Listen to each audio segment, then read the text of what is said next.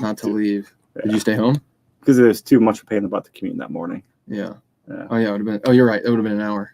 What's up, everyone? Chris Lopez here and Terrance Doyle. Welcome to the Multifamily Question Answer here on the Bigger Pockets YouTube channel.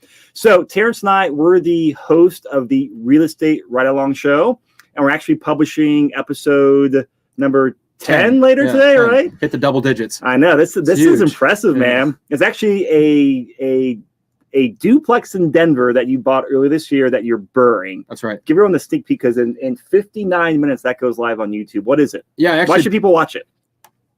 People should watch it for several reasons, Chris. One of them is it was an off-market duplex that I actually bought from another investor. So people are always wondering, how do you source deals in a really hot market? How do you source income-producing properties in a really hot market that are double-digit cash-on-cash returns?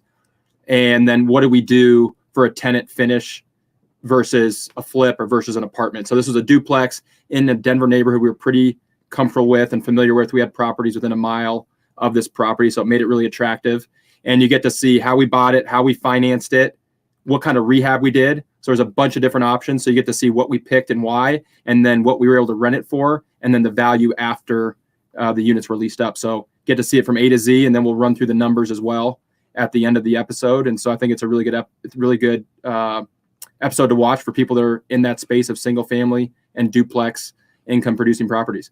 And we'd appreciate this because our when we record the shows, they always go a little bit longer than we plan on our timesheets. We always go into more detail. That's right. Walking the properties, more details on the numbers. So give us feedback on what you'd like to hear more of, so we can get on future shows. Most of the time we read the comments on YouTube. We usually read them. Sometimes we respond, sometimes we don't, but we do always read them. All right, so today we'll get into some questions and answers. We already got some great ones. So if you guys have questions, make sure you type them in here into YouTube, and we will start asking them. So, Corbin says, what would you guys do with an inherited tenant whose rent is under market and they are very messy, inside and out, but pay on time every month? So, Terrance, you probably had 1 or 300 tenants like this?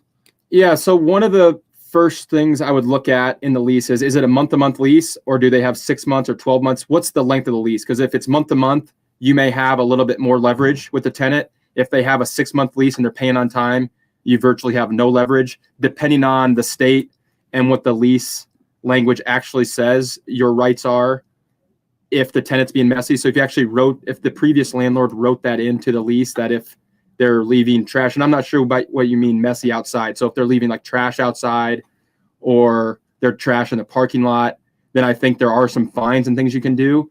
But in terms of actually replacing them, if they have 6 months left and they're paying on time, besides fining and trying to build a good rapport with them, I've often found with these kind of tenants that killing them with kindness is the best thing. So getting really upset and starting out with fines is not the way I would go. I would start with trying to meet with them in person. Like have a conversation, right? Have a conversation and just explain, hey, we have other tenants here. What's going on? Is there anything we can do to help you? Maybe your maintenance guy can help them with trash. And start it off with, since someone else signed the lease with them and the property changed hands, they're probably going to be defensive. Most tenants are defensive when the property changes hands. So I've seen a lot of tenants have their guard up when we first meet with them. They think we're going to evict them or raise rent or do something terrible to them. And once they see that you're a good human being, you just want what's best for the property and these other tenants, and you really care about the property, I've seen that go a long, long way. So that would be my first step, is to have a conversation, let them know that you're the new owner, what your plans are, that you really want to take care of them, make sure that it's a comfortable, safe place for them as well as everyone else, and then see if you can work to some kind of compromise. And even if it means you paying your maintenance guy to help them pick up the trash for the first few weeks, that may go a long way in showing them that you really care and you're going to be a good landlord. And something also add on there too, because I work with a lot of investors, and a lot tend to be first-time investors buying rental properties. And one of a common education process we go through is we'll go walk a property. Right. And they're like, oh, the tenant's so messy. I don't want this tenant, or I can't stand this. I wouldn't live like this. Right.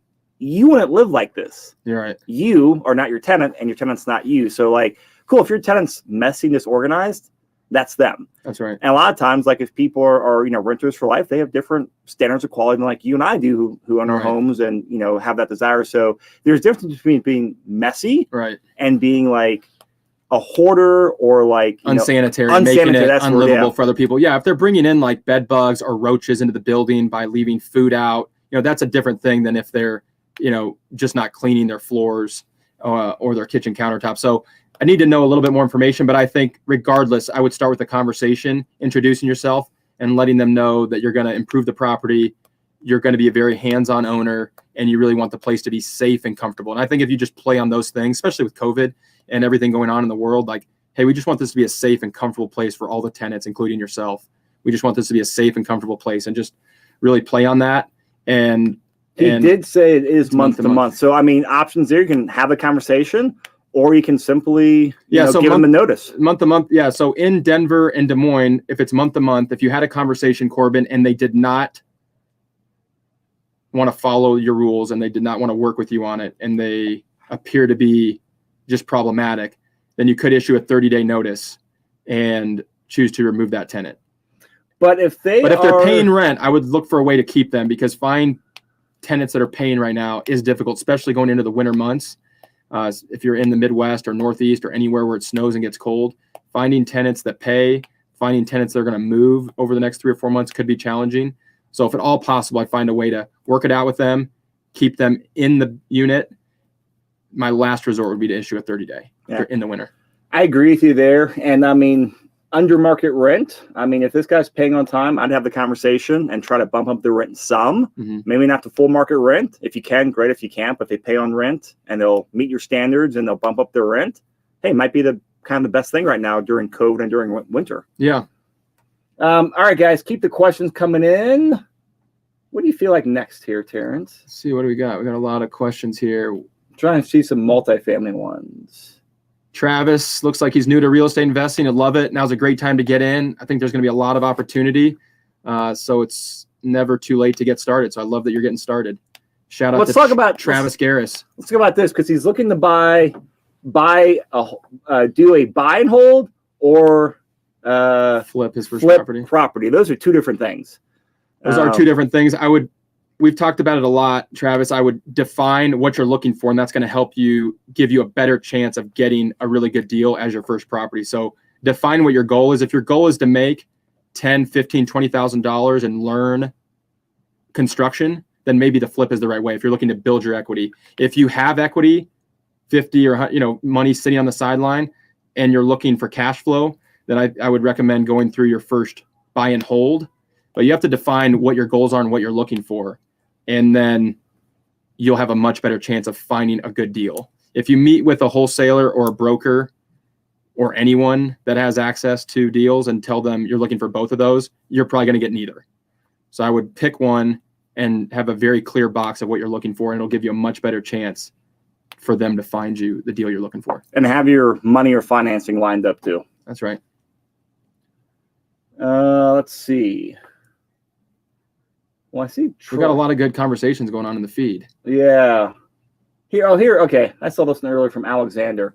Alexander says, can a tenant refuse to have his bathroom refurbished after a change of multifamily ownership during their tenancy?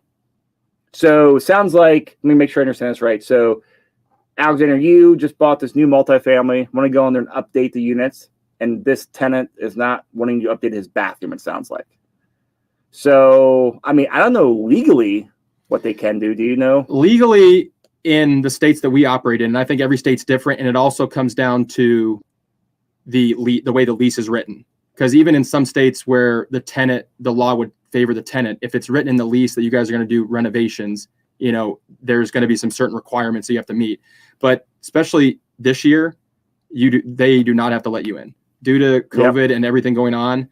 And in most cases, if they have any kind of health issue or they're high risk, they do not have to allow you in, as long as it's not jeopardizing the building's health and safety or anyone else in the building. If it's something that's jeopardizing, if it's an HVAC issue and there's air, like a gas leak or anything to do with health and safety, you can always get in.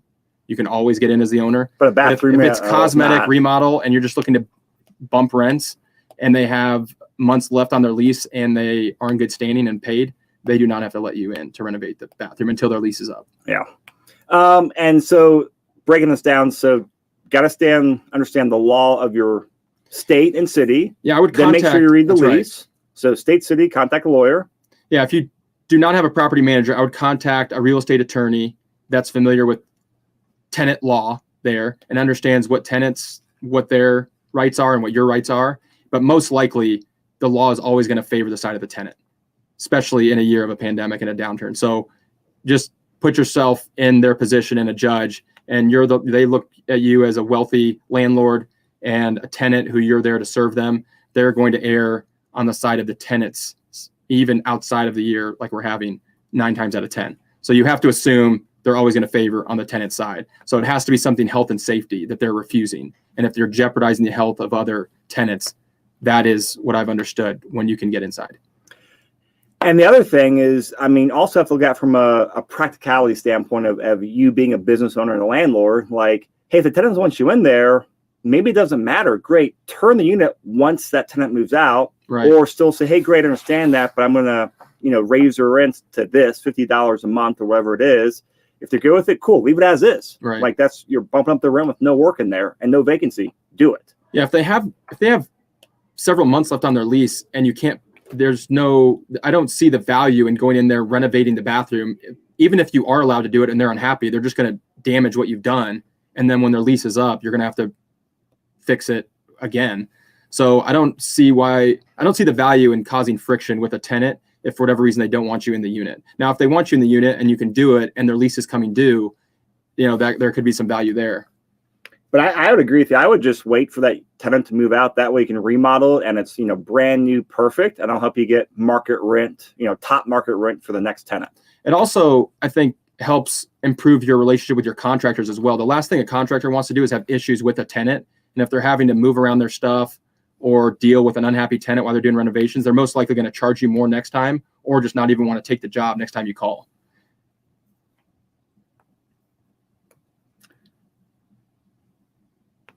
What else we got there, Chris? Let's see. I started reading like 3 at once. So I'll pick the random one. Raphael says, if the investment is about 25% cash and a $750,000 loan for a $1 million total, so it's a 12-unit apartment building for about $1 million with a 25% down payment, how much today is the interest rate? So it's going to obviously vary a lot. I have to give you that disclaimer there. So once you get into that range, you're going to be in the commercial lending world, which is very different than Fannie and Freddie 30-year conventional stuff. So that's going to factor in the property performance, your background, your history, and a lot of commercial lenders aren't taking a 25% down payment right now. A lot are requiring a 30% down payment, or they're requiring 6 months worth of reserves. And are you going with a local bank? Are you going with a non-recourse? But for a straight buy and hold, I'll kind of give you some interest rates I've seen. Then Terrance is doing some different stuff. He'll give you some interest rates he's seen. So we actually just closed on an 11 unit for an investor about a month ago here in Aurora, a suburb of Denver. So 11 unit apartment building. He put down either 25 or 30%. I can't remember, but he went with a 10-year ARM. So his interest rate is fixed for 10 years. His interest rate was about 4%. If he did a 5-year ARM, it would have been like 3.65% or so. He wanted a longer fixed rate, so he got a higher interest rate.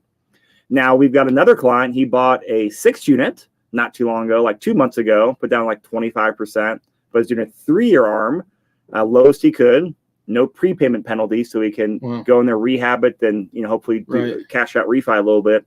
He's at like 3.375. Wow, that's really good. So you should be right around like anywhere from like like that. 3.375 to 4% of what we're seeing. We're not doing any non-recourse loans right now with Freddie Mac just because of their reserve requirements. But I mean, you're taking on bigger stuff and you're doing some savvier transactions. Like, what are you seeing in rates? And you have some great relationships as well and a great track record. Yeah, on a 12 unit, depending on the condition. So if it's stabilized, I think you can get 75% leverage if it's stabilized, and if it's in a good location that a local bank feels comfortable with, and if you have good credit and some reserves and any kind of track record, 75% is definitely doable. We're doing a loan right now that's 80% of total cost, and we're getting that at 3.25. What does total cost mean? It means you take the purchase price plus the renovation, and they'll give you 80% of that, and the construction we only pay as we draw down the line. So that's really good. That's a great great right now. That's a great rate. COVID. So 80%. And what's your rate on that? 3.25. Wow. We're paying 3.25 as we draw. Is that here in Denver? Here in Denver. Yeah, and that's fixed for 3 years, kind of similar to your first one. But we've done other deals. Is that for the 40 unit? 40 unit. Okay. We've done other deals, Raphael, that are 75% stabilized. If it's stabilized and it's in a good location, we're seeing 3.5, 3.75, 3.8, no prepayment.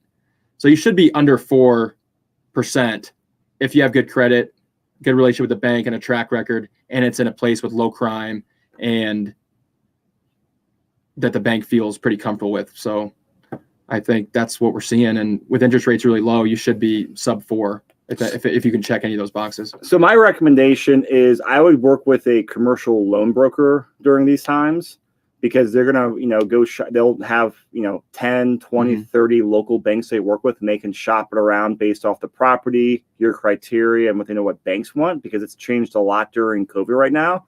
So I think a commercial broker, especially for a new investor, they're earning their fees right now big time. They are worth their weight in gold. Now, if you're like in Terrance, where you've done, dozens and dozens of refis and purchase transactions, you have relationships, you're different. But if you're new, I would definitely look at doing a commercial loan broker. The one downside with a broker is there's normally maybe an extra half point or something in fees, which isn't bad because you're normally going to make that up in the rate and term. Raphael, one thing you could do, if you have a 12 unit, you should have a pretty good property manager on there that has some good relationships. I would ask them, they should know what banks are lending the best for that area. They should know that building, know that tenant class, and they should be able to give you a good referral on a bank. So I would, if you don't have a good property manager, I would find one. That's a really good tool to have in your tool belt if you're going to grow your multifamily portfolio. And I would lean on them, either a broker like Chris is saying, or if you go with a relationship that the property manager has, you may be able to save some on the fees on the closing cost. What else do we have here? ARC property management. What do we got here? So ARC property management says, should I still take my commercial tenant to eviction court or small claims courts for a civil suit? Whoa. Hey, you wanted this one, Terrance. Property manager and ask me. I would need to know more information, but generally speaking, I'm trying to do cash for keys. If they're not going to take cash to get out. Well, this is a commercial tenant too. Commercial tenant. So that's what I'm saying. It's commercial tenant. So it must be like office space or retail space. Yeah, if you want to clarify on that, because I mean, that was a commercial property that they had a tenant in. Should I take my commercial tenant? No. So, I mean, I don't have any commercial. So if it's going to be, I don't have any commercial tenants either, but I would think it'd be small claims court, because if they have a business, then it's going to be in the thousands and thousands of dollars. And I'm guessing if it's over 5,000, you can go to a small claims court. I mean, I would also, I mean, this would be going back to what we talked about during the bathroom renovation question. Yeah. You just need to have a conversation with the business owner. Because I mean, some businesses right now, unfortunately, I mean, they have like zero revenue or almost zero revenue. So like, if they have zero revenue, you're not going to squeeze blood from a rock, or that saying is like, you're not getting money from there. So it might just be like, you know what, have a conversation, see what's realistic, see what you're going to, I mean, I would start off with like, hey dude, I know times suck, but just where are you at? What's going on? And either just get some money from them or renegotiate the lease, or hopefully get some back paying rent, because one of my mentors out here in Denver, he owns a few commercial office buildings now. He buys a lot of like Class B office buildings, and he always has some, legacy tenants that are usually under market rent. And this is a story he told me a few months ago. Once COVID hit, one of his tenants, legacy tenants, like a 5-year term left on his lease, winter market rent, said, hey, I can't, pay my rent. Can we work out terms? He was like, of course we can, but we're going to have to give you a new lease to market rate. And the tenant said, oh, wait, I can pay the current rent right now. Wow. So one of the things, he had the conversation. Right. And now when the tenant realized, oh, he can't work the system, or we have to get a higher rent rate, you all of a sudden start making the current all of a sudden below market rent payment. All of a sudden the rent payment was feasible. Yeah, I have not done one office deal actually. We've condoed an office space and sold it, but I've actually never had an office tenant or a retail tenant or a restaurant tenant. So dealing with a commercial tenant and what's going on there, I would consult an attorney, and my first thing would be to have a conversation with them. A spa closed during COVID. Yeah. I would imagine that's one of those things with about They may not have zero any money. revenue. Yeah. And I'm going to totally stereotype. Like I've had a few friends over the years who are, massage therapists and in the health and beauty. And, they're usually running pretty lean on their margins. Right. If I had to make a guess right now, I would say you're probably just cut your losses. But yeah, you may not want to hire an attorney for that unless it's a franchise or someone behind the spa that owns it or is a partner that has capital. That's outside my purview. I stick to residential and things that I've done in the past. So I would consult an attorney, but that sounds like a conversation would be the way to go to keep your costs down. Because I'm always amazed at I don't know why so many landlords have that adversarial relation with their tenants. Like you guys are, it's a business. Same team, yeah. They're a client. Right. Provide a good service. They'll be good to you and your property. You can make it a win-win. Absolutely. I mean, most of the time with anything, 98% of people, they just want to pay their bills and do their life. If you can be reasonable, normally it should be a good relationship. Let's see here. Random question I clicked on. So James says, in my area, residential property prices have shot up due to low interest rates. Have you seen the same overpricing with multifamilies, and how do you suggest tackling these higher prices? So I would be very careful using the word overpricing, because people are saying that in Denver for years, it's overpriced. No, that's the market dictating the pricing. It's not overpriced. That's the new norm right now. And historically, when interest rates drop, prices go up.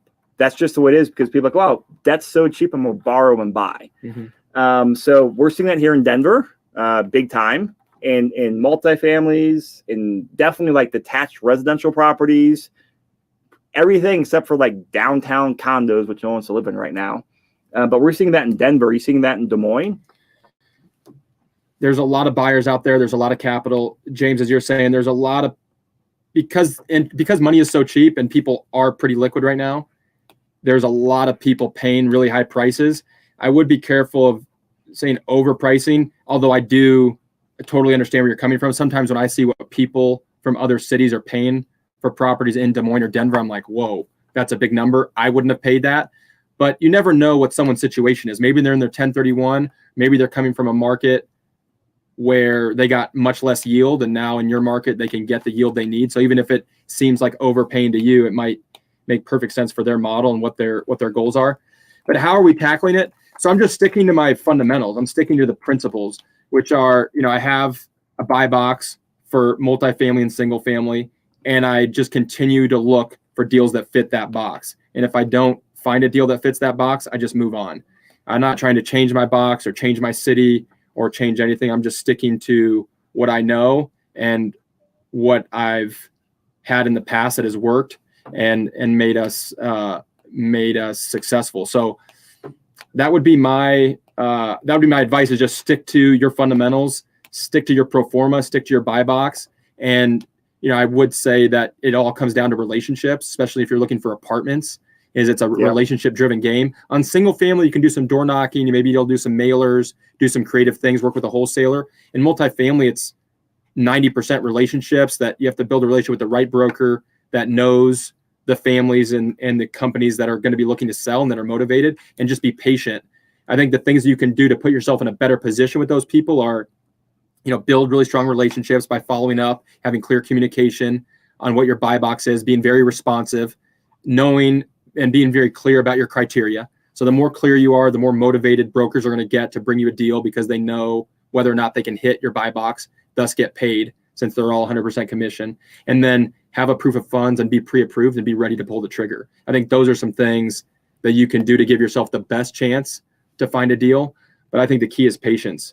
If people are overpaying, then just be patient and really work on either other parts of your business or work on networking and relationships, which are things that, we've done this year. And those are things you control. You can't control the market, but you can control your networking and your relationships, your business plan and all that. Yep. Something I want to talk about, because this is a really important concept to understand. And I'll share my screen again. And this is why it happens, is you can't just look at prices, especially when you look at multifamilies. Yeah, this is we looked at this the other day. And it's just, so this is something that my brokerage puts out. And it's how cap rate isn't everything. And so a really important metric is not prices, but it's the spread between your cap rate and interest rate. So even though, like even a year ago, cap rates have gone lower, interest rates have gone even lower. So that the bigger the spread between your borrowing costs, which we'll say 3.5% right now in a multifamily, right? That's a great point. Versus your cap rate. That's why more people are buying, and it's continuing to drive up price. Because like, hey, I'm getting a better deal right now. Even though the prices are higher, my borrowing cost is cheaper, which actually makes it a better cash flowing property. So here's an example. This is for a 3-bedroom, 2-bathroom, or 3-bedroom, 3-bathroom house in a Denver suburb. This really tells the whole story right here. That gives you the point. Yeah. So in 2019, it was a 6.1% cap. I'm sorry, in 2006, a 7.4% cap rate. In 2019, it's 6.1% cap rate. We all want to buy our higher cap rate. So 2006 is better. But here are the borrowing costs. And in 2006, the borrowing cost was 7% interest rate on a non-owner occupied 5 1-year ARM. So it's going to be like a local bank commercial loan. Now you can borrow at 3.75%. So the spread is 0.4 from 14 years ago when the prices were cheaper, but 2.35 when prices are more expensive now. Then look at these other things too. Your debt coverage ratio, 123% versus 146%. Right. Terrance, which one's the bank like more, 123 or 146? The higher the coverage, the better the bank feels. And year one cash on cash return, a 7.2% cash on cash return in 2019 versus 5.2% 15 years ago, 2% better. And the IRR, which is a big metric investors use, especially if you're syndicating deals, is IRRs. Hey, what's your internal rate of return? With the lower interest rates, you're actually getting a better IRR year over year with the lower interest rates. So there's a lot more in there than just prices. Because let's say you even wait 6 months and prices drop, but interest rates jump up 3%. Well, it's the worst time to buy them. You've lost money. That's right. So it's a very loaded question. So hopefully that makes sense. I think to summarize it, you need to look at the cap rate, the real cap rate that you're buying it at, and the real debt. And if that's over 2%, most of the time, real debt? What do you mean by that? Just all the expenses, like everything going into it. Okay. So you can't just look at interest rate, but I look at, what are the, like on an agency debt, what's the legal, how much reserves they want me to put down. I'm factoring all those things in. So on a single family home, it's actually much different than a multifamily. We just put in your total cost for debt and the actual cap rate today that you're buying it at. And if that spread, normally if that spread is over 200 basis points, 2%, then it's a phenomenal deal in multifamily. And here you're seeing that it's 2.5 for you're borrowing at 3.75 and the cap rate is 6.1. So, those are phenomenal thing. And in a market like Denver, where we're seeing rapid appreciation, none of that, appreciation is not factored in that at all. So I'm glad you brought that up. That versus buying a 7.4 cap rate, but paying 7%, your spread is less than 100 basis points, which is in today's day, modeling, that would be considered a deal we would never even touch, even though the cap rate was 7.4 because the debt, which is wild. Yeah, to think about. So if we lost you guys on there, I would definitely recommend re-listening to this, study this chart. You can email us. We can send you this chart. It's just, a basic spreadsheet that we put together. But understand there's way more than just purchase price. That's right. And there's way more in interest rate. There's all these other factors. Understand it because it's the nuances, the details is where you're going to make the money. And this spread, this is why people are buying properties right now. Right. Yeah. I think the punchline is understanding debt will help you be aggressive when other people are scared or thinking the market's overpriced. Understanding the true debt and the real cap rate. And so if anyone has any questions on there or comments, I'd love to kind of get the feedback on there because we want to get into more details like that. We love talking those details. So if you like those, let us know if that was too detailed, but we like to actually go into details on things. All right, Mario, I like your thumbnail there. So it caught my eye of the airplane. The plane, yeah. So he says, hey, Chris and Terrance, I was looking at your multifamily property tour and deal analysis video from June 2020. I have a couple of questions about the underwriting. Is there a way we can go over them? I don't know which property that is. Yeah, what property and what are the questions? Yeah, maybe you can text it to us or send us an email. But if you want to go in there and tell us to like copy and paste the name of the title and just put the questions in the comments. I mean, we got about 25 minutes left on here. We'll come back in 5 or 10 minutes and do our best to answer it, or maybe come back later and answer in the comments. But we are not shy about talking about it. Great. Yeah. And we also know we're not perfect, so I'll end with that. Cool. So people like that. The details. So here's a really good question. Jordan says, cash flow versus cash on cash return, which is better? Jordan, one of our investors is pretty sophisticated. He's in private equity. He likes to say you can't eat an IRR or a cash on cash return. All that means That's a great saying. Yeah, you can't eat that. All that means is you can't live off of, even if my cash on cash is 18, that means nothing. I can't live off of an 18. What matters is what the net cash flow is, because I can live off of that. So if the net cash flow is $10,000 a month, then I can live off of that, even if that's a 6% cash on cash return. So I'm into what is my net cash flow, because that's what I can actually live off of and pay myself. Even if the cash on cash return is really high or really low, it's irrelevant. It comes down to net cash flow. Now, I do want to know what it is, just for my personal understanding of what we're buying and what the what cash I put into it and what it's returning. But at the end of the day, what we all live off of is that net number. And after we pay all the expenses and the debt, what is that? What can actually stay in the bank account? Yeah. That's the way I look at it. So one of my mentors, this was not to investing, but he was like one of my mentors that taught me sales. Right. And in sales organizations, they often give you like titles or awards and recognition for sales certain amount. And he's like, hey, titles are great, but they don't pay your American Express bill at the end of the month. Yeah. And same thing with this, like the return metric doesn't pay your bills, but the money in your bank. And his point was like, hey, your commission check pays your credit card bills in the month. Focus on that. And the cash flow, same thing. That's right. Yeah. Percentages can be sexy, especially with out of state. I mean, this is kind of goes hand in hand with out of state investing. It's like, oh man, I can get this 14 or 15 or 12 or whatever the number is in this small town that I've never heard of. But at the end of the day, if you're netting $200, that doesn't, you can eat the net cash flow. And that's what I'd be focused on. So a question here from Anson, referring back to that chart we just showed. Anson said, I joined late, but why are the figures from 2006 compared to 2019 as opposed to other years? Because number one, that's what the chart we had the years on there. But more importantly, just because that chart actually came out last year. So they were comparing prices from then before the bubble to now. And I don't know the exact reasons for those years, but they were more comparable years to show that, to really emphasize the cap rate difference. Because also back then in Denver, in 2006, prices on everything, homes, townhomes, multifamily. You could buy a house for $60,000, and now you can buy one for $600, but you still get a better return now versus 2006. That was the point. Yeah. It's the same thing as when you hear people say in the 1980s, CDs and interest rates at banks paid you 10 or 12%, but when you borrowed money from a bank, it was 15. So we're just going back in time, like historically, to show that our current rates and pricing is really not that out of whack. Actually, it's the opposite. You can get a better return. James says how to get access to that chart. I don't think we can share files in here, but I will just type in my email address, which I may regret later on YouTube. So maybe I should give your address. Start getting bombarded. Put Walker's email address in there. No, I saw another good question. You can email me, James, for that chart. There's my email. And YouTube, please be kind with my email address. Let's go to backs. What is that? I thought that was an interesting question. Where? I've been hearing it was up 234 backstabbix down under Kenneth. Yeah, what's it?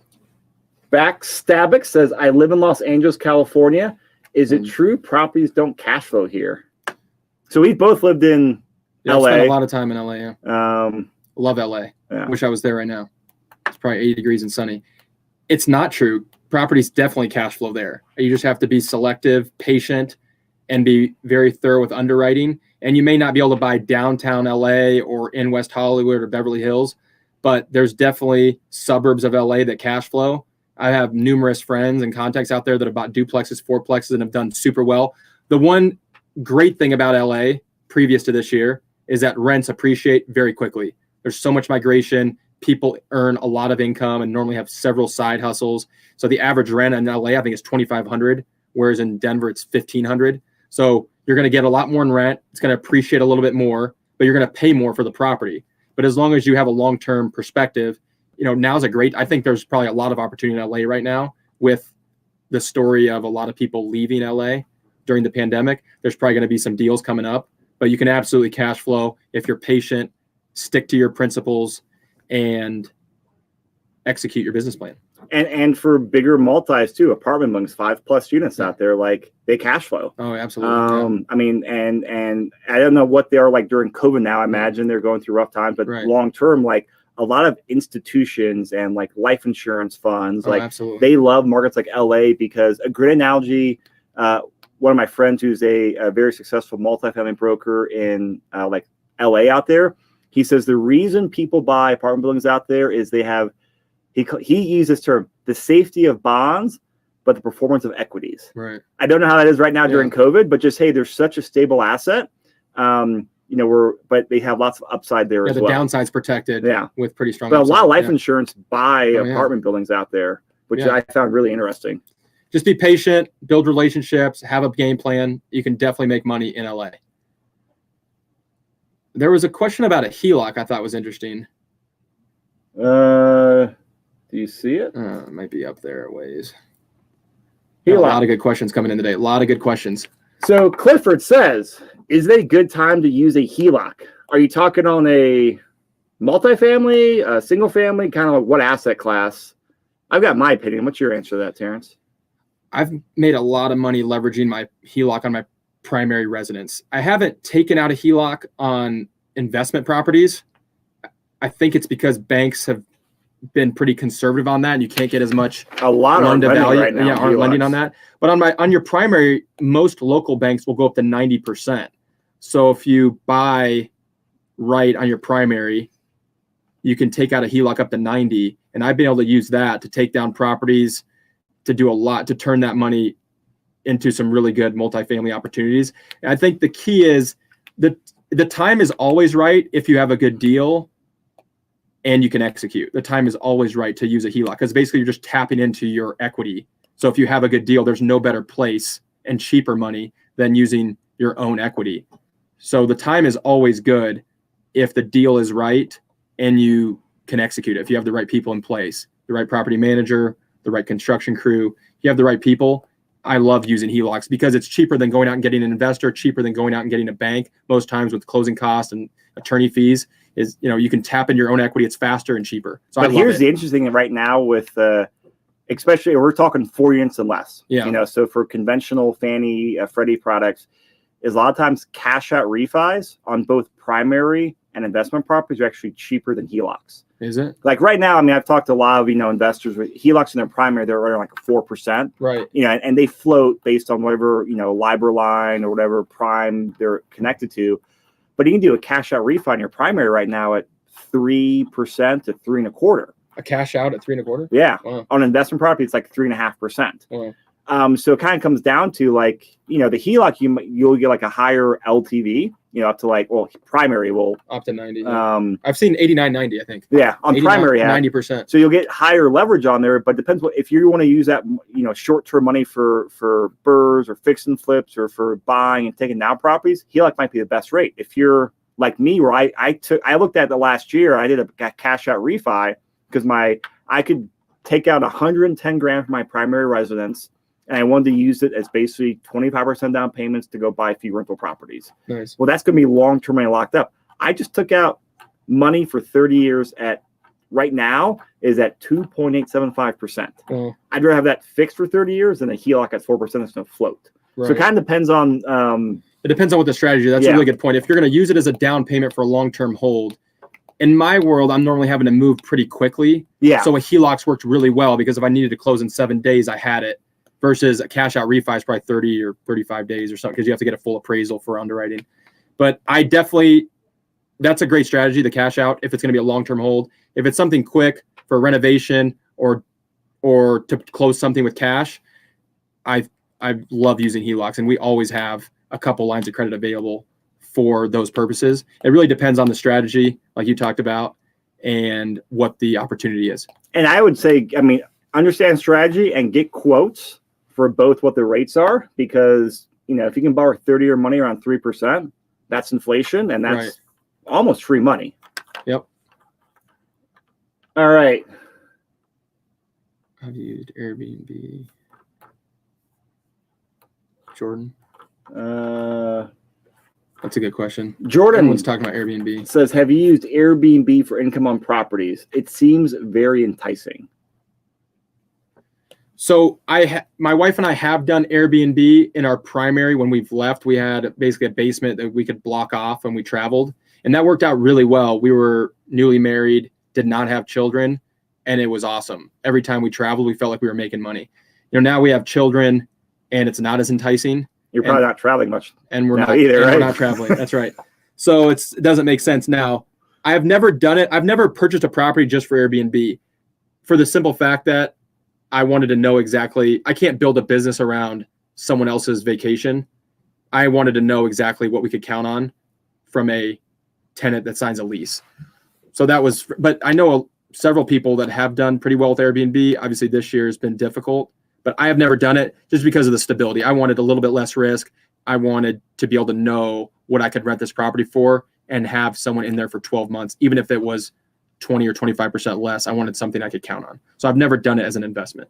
I haven't either, and I've looked at it. And my biggest thing is that it's too much work for especially for the extra. Yeah, you make more money, but you're running a hospitality business. It's a lot of more work. I don't want to run a hospitality business. That's a good point.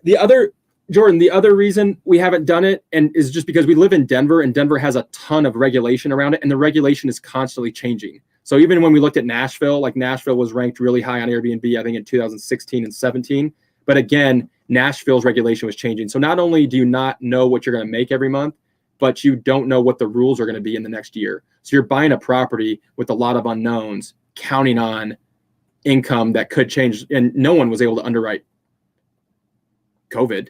And I think people got wiped out. I mean, I know that some people got really, really hurt. They had to return, I know someone that had to return like $200,000 or $300,000 of opportunity cost that they had booked, but never had materialized, and they're still having to pay that mortgage. So I think there's some risk. I would really look into what your city council member's position is on it before I would buy anything in any area, and know that if you had to sign a lease, would it still cash flow? And because people are buying based on Airbnb numbers, not based on the conservative, what would a tenant sign for 12 months? And I think that's where you can get hurt if you're trying to be too optimistic. And I want to emphasize that because that plan B, hey, worst case scenario, do it. Does it still make sense as a long-term tenant? Yeah. If it does, then I think having the optionality makes sense. Those are my thoughts. Hope it's helpful. We had one about maintenance. These questions are pouring in today. Wow. So a lot of action. YouTube Live, a lot of action. I'm slow today, Terrance. Where's the maintenance? And Chris is a little foggy today, so yeah. My toddler was up all night, not feeling well, so I wasn't feeling well. How do you compete? There's Gold Rush is asking a couple good questions. See down there, Gold Rush. All right, Gold Rush. Gold Rush. Hey, how do you compete with cash buyers without overpaying on the property and leaving yourself with a zero or negative cash flow? Pretty short answer here. I don't. If people are coming in with cash and able to provide better terms than I can, I just move on to the next property. Most of the time, I'm the only offer. And that's the way I like to keep it. If I'm competing, unless it's a really deep discount, I'm not really interested. If there's multiple offers, I'm moving on. I'm waiting for a property that I have a competitive advantage on. Either I'm the first one to see it, or I have a relationship with someone directly and they're going to give me the first chance, or they're really motivated by time. But if it's a property where the person's not motivated and they're just going to go to the highest bidder, it's not a property I'm probably interested in or going to take a run at. So I would say move on and wait for a property that fits your buy box so you don't have to stretch yourself and hope for appreciation. So I'm going to give a completely different answer. Okay. Again, you got to take this understanding our business models. Right. Terrance has an entire business built around with a couple, employees and different people out there just searching for properties. He moves fast. He is a very, very savvy, quick investor, buying properties a lot of times for himself. And then he packages sometimes for investors. Right.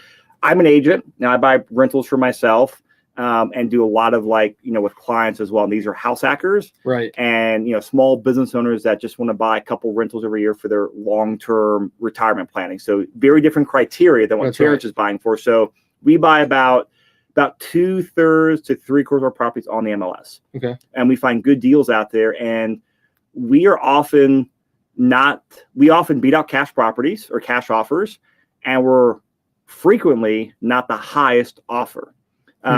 So for example, we have a property under contract that's closing next week, single family home in Aurora, $320,000 price point. So highly competitive, needs some work.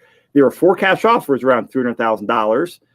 We were financed, we came at $320,000. Yeah, we were more, but it still made sense for the buyer and still appraised for that much. It makes sense because a lot of times cash buyers are going to be a lower price than a finance guy. Right. And they're looking for flipping. This guy's looking to buy a nomad rental. All right. Now, when we buy straight rentals, a lot of times, the way we have had good success in winning properties, either because we're not the highest price or beating out cash offers, is you pick up the phone and you talk to their agent. Hey, what's the motivation for your seller? What do they need? What do they care about? What's their whole thing? Aside, sometimes it's only price.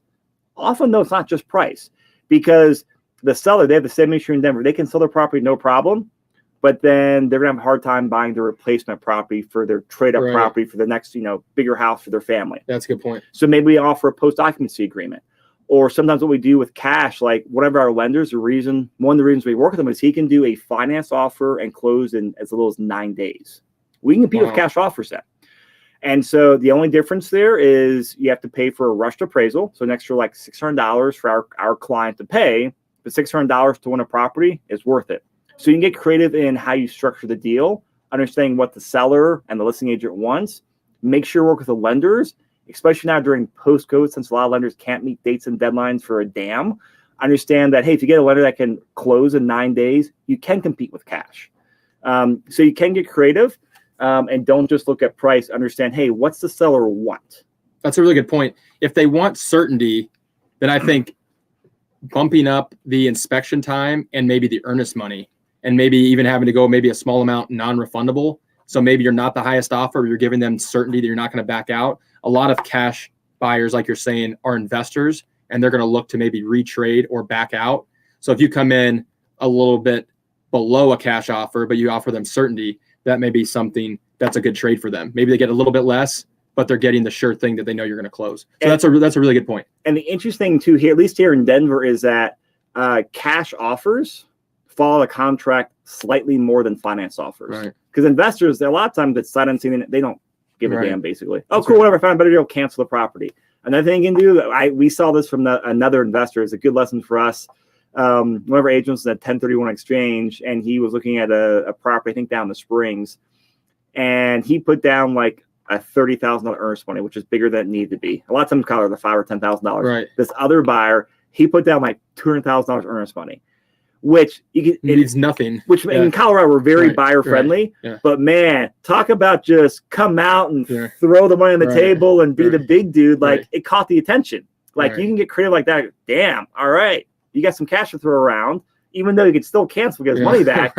It caught the eye. Attention. Yeah, that's a good point. That's good. So I was like, we put that in our playbook. Right. All right, so we got 10 minutes left before episode number 10 of the Real Estate Ride Along Show. Terrance, we are horrible about promoting the show. We talked about doing it before. So in 10 minutes at 3 p.m. Mountain Time, episode 10 of the Real Estate Ride Along Show drops.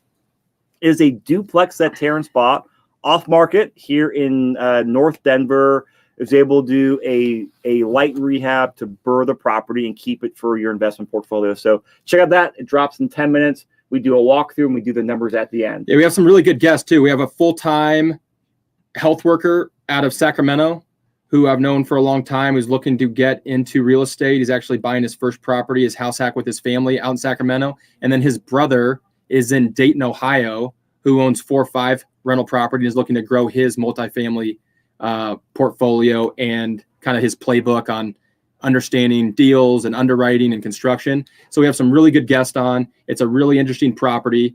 And for those of you that are looking to buy your first single family or duplex or cash flowing property, I think you'll learn a lot regarding how we took it down, how we underwrote it, what kind of renovations we did. So it's a good, we cover basically everything in it, and it's a pretty simple property. So it'll be easy to follow along, and I think you'll really enjoy the energy of the guests. Yeah. Tim and his brother really brought it. Yeah, So that was a really fun episode. That was a fun episode, yeah. So follow-up question from the Queen. If you're financing, which type of lender can help you close in 9 days an investor? I mean, he is the lender we use here. I can send you his contact details if you live here in Colorado. He doesn't do anything outside Colorado. But he's a conventional lender, 30-year fixed stuff, sells off to Freddie, Fannie, and Ginnie. So, FHA, conventional, VA, all that stuff. Actually can't close VA that quickly, all the loans they can. Just a 30 normal conventional lender. They just have their business.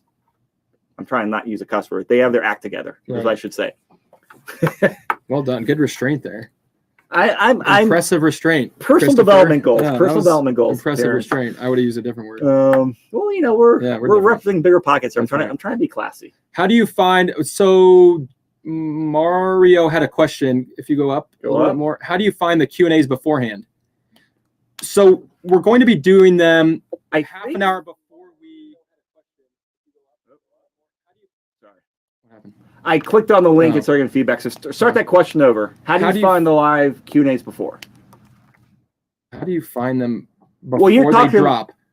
So they're going to come out an hour before the episode drops, and normally it's every other Wednesday. And Bigger Pockets will put out a notification at noon or 12:30, basically half an hour before we go live, saying that we're going to go live. Yeah. I think that's it. And so part of that too is just we're getting better at scheduling things before. So make sure, as Jordan said, make sure you click on the bell notification and subscribe to the Bigger Pockets YouTube channel. And then our plan is hopefully a few days before we do it, we're getting our routine and our checklist figured out so we can have it scheduled in advance. Yeah. And hopefully promote it on social media. But should be scheduled on the YouTube show, the YouTube channel, a day or two in advance is our optimistic plans. Yeah, like it, comment, share it with friends and family that are looking to get into multifamily, and we'd love to engage with you guys, see what your questions are, and provide as much value as we can. We got one last question. Yeah, where do you want to go? We got time for one or two more. There was one I really saw I wanted to answer. Here we go. This is a great one because these are some good deals here. You know about those, right? Question of the day. Yeah, they used to get hammered. The two things I get hammered on: I talk too fast, and I say "great question" too many times. So we've gotten hammered a lot on that. If you're gonna go back and watch other Q&As, watch episodes like 1 and 2 in the Ride Along show. I got crushed. I'm trying to work on that though. No, you've done a great job. This is we're all improving. I don't think I've used "great" one time today, other than repeating what you're saying. Well, now you said 8 times. Yeah. So you got out of your system. All right. So Ronik says, how do you navigate a property with existing tenants who are paying below market rents? So, I mean, we both love these types of properties because these are oftentimes value add. That's right. And sometimes they're simple value adds. Come in there, raise the market rents, do some light cosmetic, or sometimes, hey, great, the seller has to sell it below market rent. Come in there, sit in for a few months for the units and then raise it. Love this opportunity here. So, Terrance, I mean, you've done everything from 2 units to 100-unit buildings on here with these types of deals. How do you navigate that? Phenomenal question. I like where your head's at. Not a great question. And I think the key is very carefully right now. So a true story of what I'm going through right now. There's a 25-unit building we bought in September in a really good neighborhood of Denver. It'll actually be on an upcoming show. I think maybe the next one. It'll be this property. No, it won't be because that was a 4-plex and condo coming after this. It'll be two episodes, 2 or 3 episodes. The punchline, Ronik, is this: that the building was full when we bought it, and it was all month to month. And so what we did was meet with every single tenant individually, let them know what our plans were. And the last thing I wanted to do was have an empty building during a pandemic going into winter. And I didn't want to put a lot of people out during this difficult time. So what we did was we took each tenant individually. Some tenants could not raise their rent, so we kept them month to month that were good tenants. Other tenants could raise their rent, and so we raised them $100, $200 depending on their unit size and the condition of it. Other units, we raised the rent in exchange for signing a 12-month or 13 or 14-month lease and maybe giving them a new fridge, stove, countertop, painting a wall, or if there was a outdated maintenance item, we came in there and fixed that. So we took every tenant individually, We did not want to displace any good tenants. And we worked with them based on what their current situation was. Some tenants were in outdated units and they literally could not afford another dollar. And so what we did was agree to, them staying in the building 4 or 5 months to get them through winter or till they got better employment. And then agreed at that time, they'd either need to pay more or we would help them go to another building. That way we would have a unit to renovate and then put in a market tenant at market rent, which in this property is $300 or $400 more a month. Other tenants, their units were in better condition. They were in a different financial situation. They were able to pay $200 or $300 more, sign a 12-month lease and stay. Other tenants were in units that we needed to do a small update. And in exchange for doing that update, they signed a 12-month lease or a 6-month lease. And we staggered it so that it would end next spring or summer, hoping that things would clear up with COVID. And we gave them either a new appliance or did a small upgrade in their unit. So there's 3 or 4 different things you can do there. I hope that's helpful, but we're going through that exact same thing right now. And I think you just got to be very careful and take every tenant individually. There's not one good answer that cures everything. There's not a silver bullet. You have to deal with each tenant on its own merit. Great response. That's it. That's what we're doing. All right. So we'll wrap up here. Everyone, there's a lot of great questions still in the comments. I wish we could answer them all, but we have to wrap up. So we will be doing this again in 2 weeks when the next episode drops. So please turn on the bell notifications and look out for this.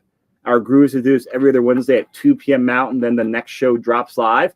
But in 2 minutes, I don't have the link for us, but in 2 minutes on the Bigger Pockets YouTube channel, go to the Real Estate Ride Along playlist. So go to playlist, click on Real Estate Ride Along. And the new episode will drop, which is me and Terrance with 2 guests walk a off-market property Terrance bought, off-market duplex that needs a light rehab, is able to burr, and just a great property for cash flow and take out. I mean, you took out a chunk of money, or you're going to take out a chunk of money once that's done, right? Yeah, we should get most all the cash out. What, probably around 100 on a duplex? That's right. Yeah, I mean, so we're talking real money there. Pretty good. Yeah. Solid. Cool. All right. Well, guys and gals, thanks for listening. Terrance. Pleasure as always, man. Nice work, Chris. You brought your A game today. That was good. The coffee kicked in. Hey, Brenton, congratulations on the 120 units. I see you out there, bro. Nice work. All right, guys. We'll see you next week and in the comments.